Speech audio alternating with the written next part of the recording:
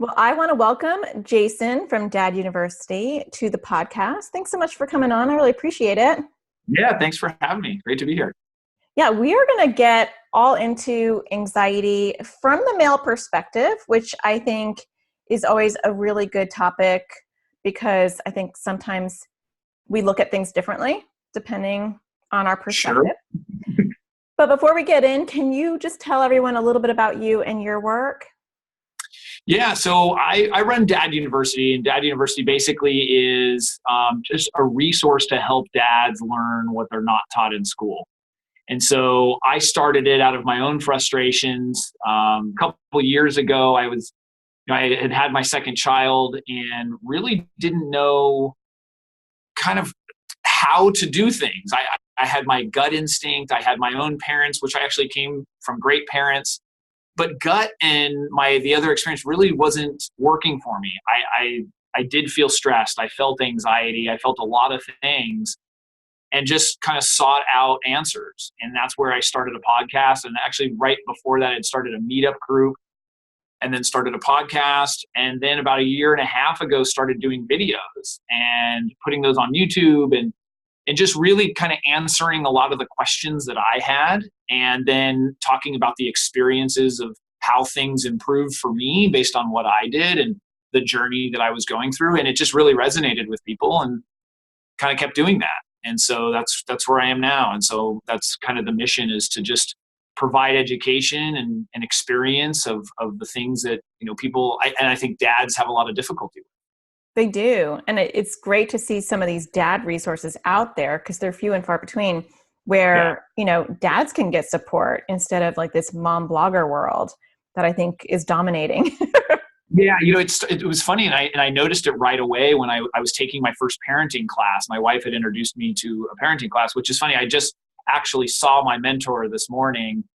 We were dropping. She had her grandkid, and it was my child. We were dropping them off at the same camp, and so I happened to see her, and it was amazing. And I took my first class from her, and really that's where it started. But I noticed that there just wasn't many men.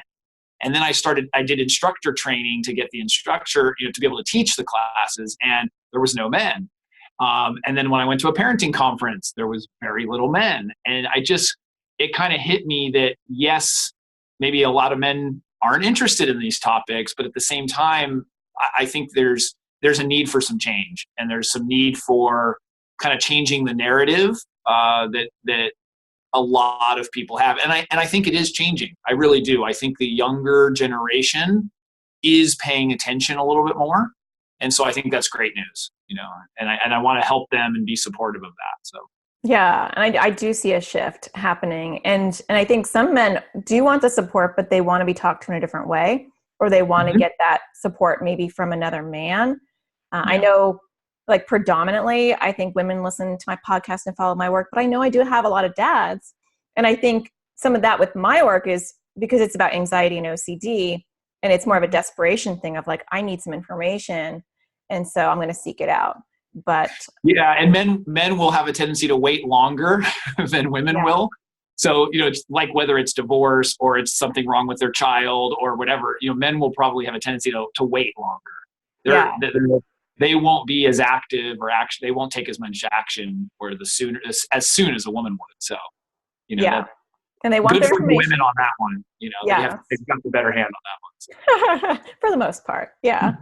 So let's explore anxiety from your perspective. I thought maybe first we can dive into your own experience with anxiety, because I think that our own experiences play so much in our views and our views of parenting, whether we have anxious kids or not. It impacts our parenting. And so let's just talk about that first.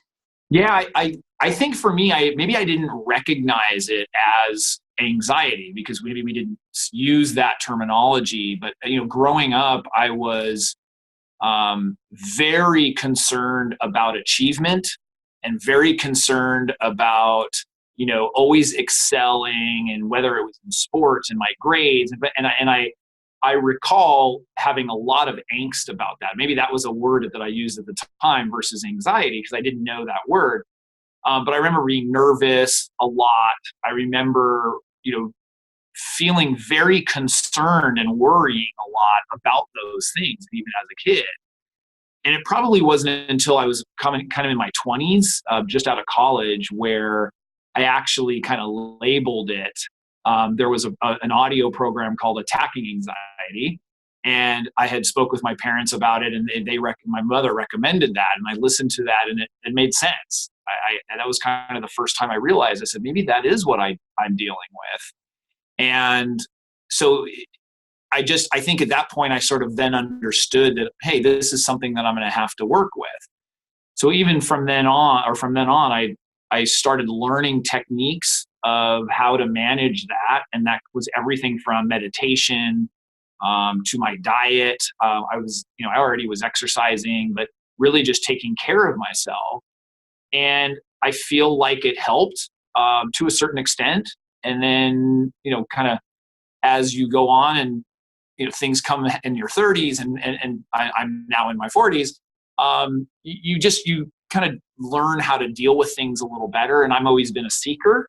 So I've always sought out solutions to it. So just reading, learning techniques on how to manage things better, patience, these are all things that I've tried to use. But there's no question. I mean, I'm a high strung, high energy, that comes with it. And so some of it was, I think, just embracing that that's kind of who I am. And then how can I work with this? And I think that's what I've been able to do. Yeah. You're bringing up some good points, because I think sometimes boys more than girls, I'm going to totally stereotype. So obviously this is not for everybody. We do it all the time. It's fine. I mean, there are outliers, so you don't have to email me about this, but, I think that it's more likely that you'll have a boy who will stuff it. And so they'll get the physical symptoms, and that's normally when they're like, oh my gosh, what's going on? Like, I'm having stomach aches, I'm feeling nauseous, I'm feeling tremory, I'm getting headaches. What is this? And then they go work backwards and they're like, oh, it's anxiety.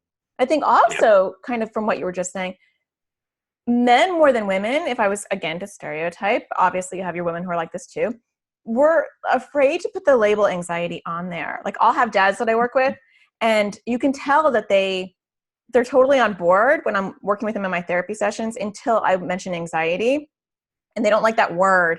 They'll kind of normalize it. Well, don't we all have like worries? And it's the diagnostic label that I think some men don't like. And I think it's because, like what you said, they see it as all negative. They see anxiety as a disorder instead of the positive traits that actually do come with an anxious person too. Right. Yeah. And I tried to focus on a lot of that. It's, kind of embracing the fact that, I get things done, and embracing the fact that I'm on time, and embracing some of those things that absolutely come with it. I will say it, there are certain elements of it that I wish I didn't have. I wish I was more okay with not being on time, or I wish I was okay with, the fact that I didn't get something done that I thought I should have gotten done, and sort of that self-acceptance and being able to do that. So that comes over time, where, I think the techniques help, whether it is breathing or meditation. For me, I exercise every morning, and, there's things that I now do that I think I would be much more, I would be in a much worse state if I didn't do these things. And I think it's a muscle. I talk about that a lot on my own stuff, is when you start to do these techniques and you practice, it is like a muscle, and it's not something that changes. You can't build a muscle overnight. It is something that takes time, and you get better and better at it. And the key is it's not that you don't feel it anymore. It's not that I wear a heart or a heartbeat monitor on my wrist to know I can now feel it, and so it's not that I don't experience it. The difference is that I can recognize it and get over it quicker. And that to me that's really what the management of it is. It's not that you're not going to ever experience it anymore, but it's like, oh, okay, what am I feeling? Oh, my heart rate's increasing. I'm breathing heavier. I'm getting a little nervous. Okay, I'm feeling anxious and worried about this. Let's take a step back. And you just self-talk. And I have found that that's worked really well, at least for me. Yeah. And you bring up a good point, self-talk, because one thing that I've noticed, well, let me just back up really quick. So I think for guys in general, for those that are listening that are struggling with their partners, I think getting dads or boyfriends or whatever to realize that having anxiety is a physiological issue. It's highly genetic. It doesn't mean your child is wimpy or not brave or there's some like deficit with them. Like there's all these beautiful things that come with it. Like you said, like I am super diligent, I'm an anxious person and I'm so reliable, like Right. Well, even before we were talking, like I wanted to make sure the lighting was good and the sound is that's part of it, that's part of that personality. Now you can do that and still be really mellow, but I find that it kind of goes hand in hand. So yeah. And of course my anxious personality totally appreciates that because I'm like, oh good, he's worried about the lighting, so I don't have to like worry about it for him. Right. But it's the negative aspects of anxiety that I try to teach dads that's what we're attacking. So we're not attacking the whole beast. We're only attacking the component that anxiety can easily flip where it's a positive until it's a negative. And most of the people that listen to me, it's more negative than positive because they're putting out fires right now with their kids. Yeah. And you brought up something that was really interesting because I find that with guys, like the boys and teens that I work with, they are okay. And even the dads and their expectations, and even the male anxiety experts that I listen to, I have to say, they'll focus on physical things. So they are totally comfortable talking about diet, exercise, meditation, mindfulness. They don't ever talk about the core fears, how to change their thoughts. Like, I feel like those are less comfortable, Sure. as far as how to attack, not caring what people think. Those elements I feel like sometimes are missing in the conversation when it comes to anxiety. Sure. Well, yeah, I mean, who wants to go there? Those are deep. I do. Those are deep areas. I don't want to be vulnerable. I mean, that's of course that's what we talk about is, some of those mindful, the mindfulness is a big topic that we deal with all the time. For me, a lot of times the physical is the gateway to that, and so it is why I meditate, or it is why I do breathing exercises or such, is because it then brings me and allows me to think about the mental stuff. Because to go right into it's tough. It's almost like those things are the beer so that I can go on the dance floor or, like it's the ability to loosen up. And so, I feel great after I exercise. And so I may be more open to discussing that. I find that for me, the physical actually helps then open up and do that. That's a good point. Yeah. And those things are awesome. I feel like those are good, like ancillary things to do, but, and I always say though, if you don't like cut the fuel line, then you're just basically a firefighter at this point. So it's like finding the source of the fire, which really is the core fears. But I come up against that all the time with the boys that I work with, that they are very frustrated. They want me to fix their anxiety or OCD, and they're very intelligent. And so they just want to know, like, give me the tools. And they want to talk about breathing, and they're okay with like, meditation or mindfulness. But the minute I get into those core fears, they're kind of like, I don't have any, Right. It's just physical. And I think that has to do with the vulnerability, like you said. Yeah. So I have to, and the big part of self-acceptance too, of, like you said, of admitting the things that you're, whether you fail and so a lot of what I'll talk about are those things. I mean, it's mistakes that I've made, my concern about, making sure everything's perfect, or how is it going to look if I'm doing this or that, those are some big ones. And it is hard. It's hard for everybody, but I think it's especially hard for men. It is. Whether it appears weak or, there's some sort of negative connotation with it. I think that's why we just don't go there, And I think that's the core issue. I think it's the perception. And so whether it is working with a kid who's a guy who has these societal pressures on him, or whether it's a dad who has a child who has anxiety or a boy who has anxiety, I think a lot of the resistance that women are finding with their partners about anxiety is just that. It's like, it's like vulnerability by proxy. It's like, I don't want to be vulnerable for my son. I don't want my son to be vulnerable. That's uncomfortable too. Right. Yeah. And it's hard, I think it's hard to get people to do things they don't want to do, Yeah. And so that is the conversation to have. It's like, I get a question often from women is, how do I get my husband to do X, Y, Z? How can I get, and that is a tough one because, we do things either out of fear or greed often, and so a man has to think, well, what's in it for me? Why would I do that? That's not going to help me in any way, but in reality it would, obviously. And so that's a lot of the conversation that we're having is, this is what I experienced. This is what I went through. And now look at me on the other side. I can kind of think of this in the same way that I looked at grief, in grief counseling. When my mother passed away, I was like, I'm not going to go to some person and talk about this stuff. And it was my father who went and said, listen, look, this was really helpful for me. This is what I experienced. I was like, okay, I'll go, Yeah. And I think that if we can have those kind of conversations about anxiety and the fact that, hey, no, I deal with this and here's what I've done and here's how I now am on the other side, then a man has to look at it and say, well, maybe I could do that. Maybe that would be good for me. But it is very difficult to, make somebody do something that they're just not interested in doing. It is. And trying to get them to have a conversation about it or admit it. Because, I think sometimes in defense, people want to then put blame on it. And so it might be you coddle him too much. He's not like that with me. When I have him, he's not like that. I hear that all the time.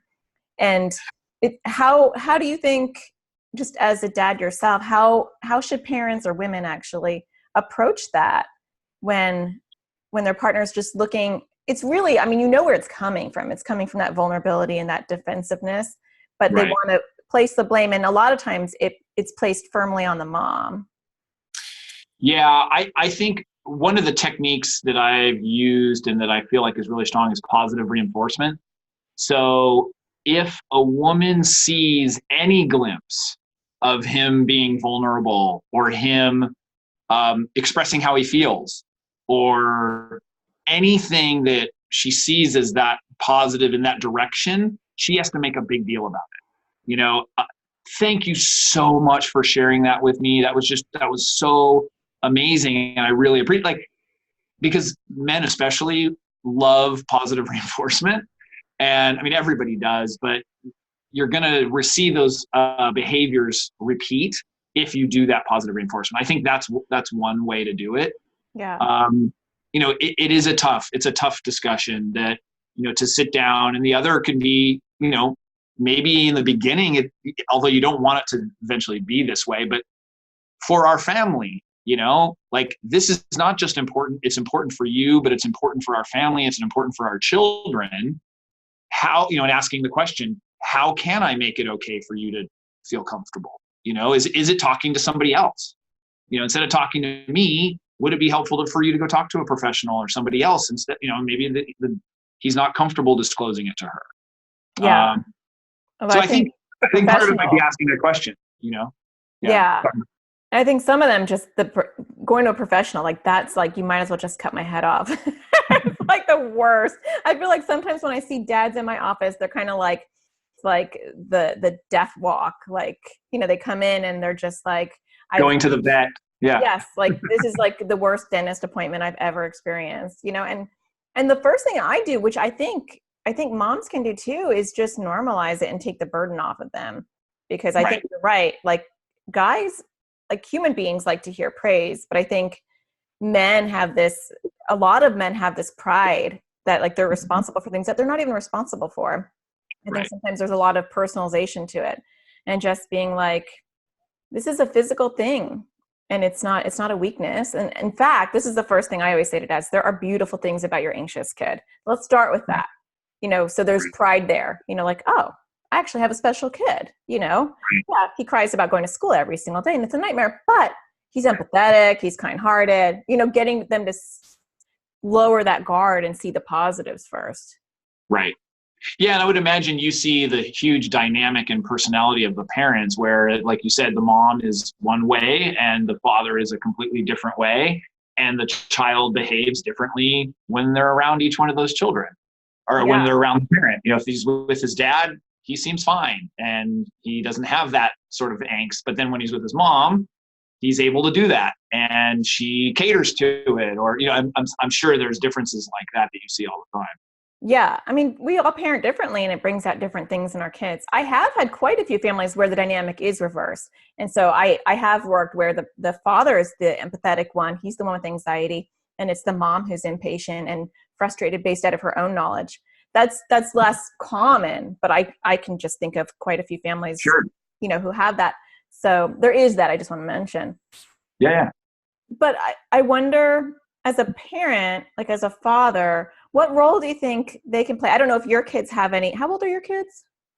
I have he's turning 11 tomorrow, son, and then a 9-year-old daughter. Okay, so they're older. Do you struggle sometimes with anxious thoughts with them? Yes. Well, so I think my son, I worry a little as I have anxiety.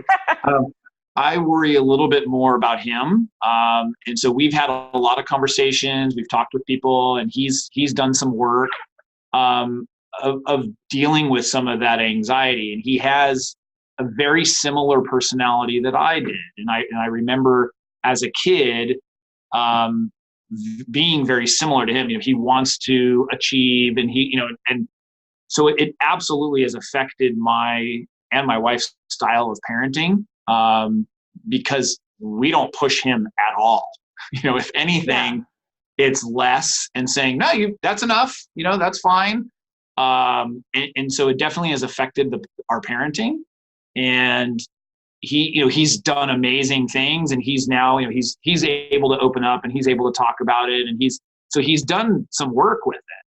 A very smart child, and so, but it's something that we deal with, and it's something that I'm conscious of a lot, because as much as my anxiety and that, like we talked about, all the positive things, it's caused me high blood pressure, stomach issues, blood pressure medication, like in the past, I went through all of that, and that wasn't a positive thing for me. And so, always striving and driving and moving, never satisfied, and that kind of, which I thought was part of being successful, had nothing to do with happiness, but it was part of being successful. It just didn't work out that well. That road that I went on thinking that was the right road, it didn't work out that well. So I am very conscious about how we do things with him, more so than my daughter, who's more like my wife and a little bit more carefree. Mm-hmm. She's not going to have that problem. But I watch it, I watch it, and I watch what he's doing. So, yeah, I think it's great that you're able to use your own experience, because you can empathize, like, what he's going through, and then alter your parenting so that you can foster a different way for him to think, hanging up those B's and being like, that was your best effort. That's awesome. Like celebrating effort instead of, the end result, which is, he'll and that's how I was as a kid, is like, my parents didn't have to, come down on me for anything. I mean, if I didn't get a good grade, I was horrified. And yet my parents were the ones saying, no, well, that's great. You worked hard on that. I mean, they use those techniques. I don't know how much it worked, because maybe there was other roots, of it. But I'm definitely conscious when it comes to parenting with him. So. Yeah. And I think people can go either way. I think I just did a podcast a couple of episodes ago about like childhood and how our childhood impacts raising kids in general, but like especially our anxious kids, because I see it going both ways. I think sometimes you look at your kid and you're like, that's a mini me. And sometimes I have dads that come in my office and they're just reliving their childhood. Like, I think they forgot that there's a little human being in front of them, and they're not like literally in the office, but they're over identifying to the point where they kind of want to swoop in and just make it a smooth ride. I don't want you to go through anything. So I'm going to make sure you don't have to be anxious. Oh, you don't like football? You don't have to play. Oh, you don't like that school? We'll just change your school. Versus the other way, I see two different types of parents, where they're like, I totally get it, and I'm going to really help you in the way that maybe I didn't even get help. Maybe my parents didn't even know they could help me in this way.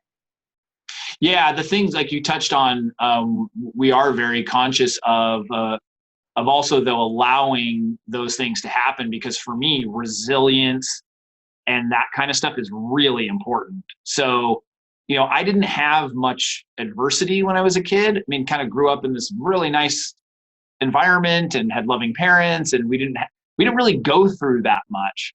And I don't think that helps, because then as I get older and things happen, it becomes devastating, and you don't really have that resiliency. Yeah. So in those kinds of instances, I just recently did a video, called Let Your Child Fail, and it's exactly what it was. It's you have to let them fall down and get back up, and you can certainly be there, and if they need some encouragement, but there's a lot to be said about that. And so, which you have to balance that pretty well when you have a child that has anxiety, where it can spiral, and but get. I think it can be really effective. I think it's great. I agree. I feel like if you over accommodate an anxious child, they don't learn those coping mechanisms, and you have to be careful in like knowing like how far to push them. But I so agree. I think letting our kids fail is like the best lesson we can do. I think as long as you have the right mindset. I think sometimes dads are kind of like, I'm going to teach you a lesson. And so the intention is coming from a bad place versus I'm going to build up your resiliency, like you're saying, and I'm not going to catch you every time you fall, so that you know how to, balance, and you know how to get back up. Like, it's so important. Yep, for sure. Yeah, I think it's a good thing. I mean, my 7-year-old last school year, she'd call me from the nurse, and it was horrible. I'd hear her cry and, Mom, come get me, and if I picked her up, I better get cozy with that idea, because I'd be picking her up every single day for the rest of the school year. Instead, it's like, you got this, talk to the nurse, and sometimes for anxiety, that's even more important, because they have to experience that and then develop their coping mechanisms. Right. Their coping mechanism is mom and dad. I know. That's gonna Isn't parenting easy? Yeah, it's like such an easy topic. We're kind of bored with, there's just nothing going on. So every day is something new. It is. It's pretty amazing that, and especially like you said, is you sort of relive all these different things that you've gone through, and trying to not to repeat, and not for that not to happen again, and to go to switching it up and changing things. And so, I'm pretty conscious about that stuff, and trying to make sure that, they learn in the best way that they can, and that I'm here to coach them along. And I often say that for me, when I started thinking myself as a coach rather than a parent, that really shifted my parenting style. I really began to think of it as learning and teaching and doing it, rather than like the discipline and all the stuff that people think about with parenting. That stuff's not that important to me. It's, hey, this happened. All right, so what can we do about this? Or what do you think we should do? Or, it's just this switch in your head of like, how can they learn, and what's the best way to do that, and how can I teach them? Yeah, and I think having that coach mentality, that can really speak to a lot of parents, and especially men. I know, like, I totally agree with you. When I'm thinking of myself as a teacher, for me, then I don't get as angry, because I'm like, okay, there's a life lesson in this. I can make this a life lesson, or I can lose my cool. Like, which one do I want to pick? What do you mean you can't find your shoes? Like, how do you not know where your shoes are? They're on your feet. Exactly. But I think if dads, I don't think dads are as comfortable sharing their anxiety experiences with their kids. And if they could not only identify and empathize, which I think some dads I work with do, like they get it, they see a mini me in front of them. But then I try to let them know, like, that's a tool. Like, you don't want to over identify to the point where you're talking about yourself 24/7 and your kid's like got the Charlie Brown, like, want look, but to say, anxiety runs in our family. Like, look at me, I'm successful, and I'm functioning, but it's physiological. It's just like diabetes. So this is what I felt that way when I was a kid, and this is what I did. And I feel like boys especially would be like, okay, like, my dad has this, and I look up to him. And so I can listen to him. He's not just talking at me. Yeah. Yeah, no, the talk from the experience share is much more powerful. I mean, when you can talk about an experience that you've had and relate it to what they're going through. And just something the other day, I just said that. I said, well, you know what? I remember when this happened. My son was like, really? You did that? I'm like, yeah, no, I totally understand. I had that same thing happen. And they get it. And they feel like they're being heard. It's empathy, which is empathy is the most important thing in parenting, in my opinion. Yeah. And that is a clear, display of that. And so with anxiety, it definitely helps. Yeah. Well, it humanizes you as a dad, because I think some dads, not all dads, are dehumanized because they're so proud. They have this role that they have, and they don't want to show any weakness. And I think to be vulnerable and say, hey, when I was a kid, that happened to me, and then redirect it back to them. Kids have a very short attention span for like when I was little. My daughter, my 7-year-old loves my stories, thank goodness. But everybody else, you get that whole. But I think it humanizes you, and then you have more creds. They're kind of like, you know what? He kind of knows what he's talking about. He's not just talking at me. Like, he actually has been through this, so maybe he does have something good to say. Yeah, for sure. Yeah, I think dads need to start doing that. So if any dads are listening, you just have to start doing that. So you have some awesome parenting advice, not about anxiety, but lots of other things too. What kind of stuff do you talk about at Dad University? We cover a wide range of topics. A lot of obviously the dads who are new have the most, or they're the loudest, I should say. They have the most questions. And so a lot of the videos and things we do are, first-time dads, some of the experience as a new parent. But we deal with all the topics related from, the marriage and some of the things that happen as a dad and how that changes sometimes the dynamic and tips that you can do, all the way down to talking about grief and dealing with, a grandparent who's aging. Our topics, it really does range. And, like I said, a lot of it started from all these things that I was going through and looking for answers. Hey, I'm experiencing this, or, hey, this is what I learned. I know that there's people that could benefit from this. Yeah.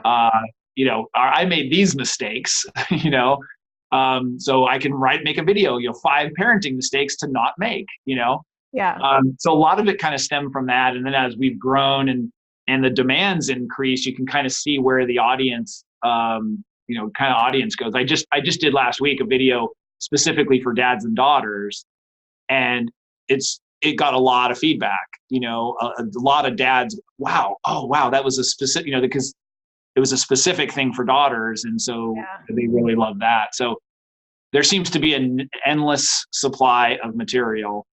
Totally. I'm never short for topics. It's basically like, okay, what else do we need to focus on? And then, we talk a lot about empathy. We talk about just getting involved and basically changing the narrative, as I said in the beginning. A lot of the dad resources have a tendency to be, maybe humorous, poke fun at themselves, which I'm okay with. I mean, there's value and there's a market for that. And hey, it's entertaining. But a lot of what I'm trying to do is change the narrative a bit and, know that you can be really into parenting. You can be really into, mindfulness, and you can still be okay and be cool and be a good person. And, my wife still thinks I'm masculine, and, it's all okay. Right. So, you can be all of those things and not necessarily. Yeah. So that's the gist of it. Yeah. People should check it out. It's a great YouTube channel. I've been watching them. I think they're really good. So I'll leave a link below where people can find it, or they can, just Google, I guess, on YouTube. Yeah, all the social channels. I mean, we're on all the social channels, so any of them are fine, or the website, daduniversity.com too. Yeah. Yep. I'll leave links for all of those in daduniversity.com so that they can find you. Awesome. And thank you so much for coming on. I really appreciate it. Yeah, thanks for having me. It's been great. Yeah.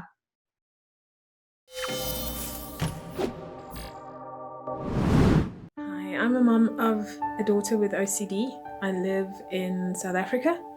And it's a country that doesn't have a lot of resources for children's mental health and specifically OCD.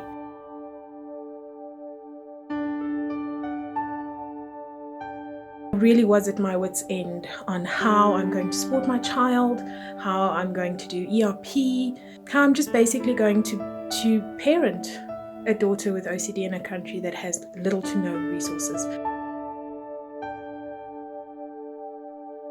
And at times it got just debilitating for us as a family, and I was super lonely. People weren't listening. I didn't have any support. The AT community has been an absolute lifesaver. Natasha has been instrumental in the past few months in helping us set up ERP challenges, going through them step by step, being supportive each and every step of the way. Joining the AT parenting community has been one of the best things I could have done for me and my family. Natasha has built this community and it is exceptional. I've learned so much. The support is fantastic. It's just been life-changing for my daughter.